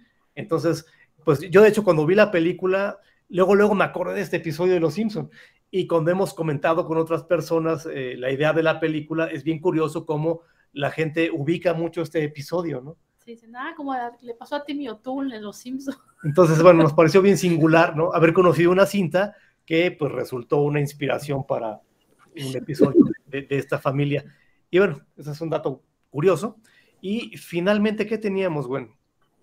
Pues no sé si tengan algún comentario. Bueno, perdón, sí, exacto, disculpen. Llegado a este punto, de igual manera como siempre, si tuvieran alguna observación, algún comentario, los escuchamos, que siempre nos enriquece mucho sus aportaciones. Alguna queja, sugerencia, alguna otra cosa que recuerden.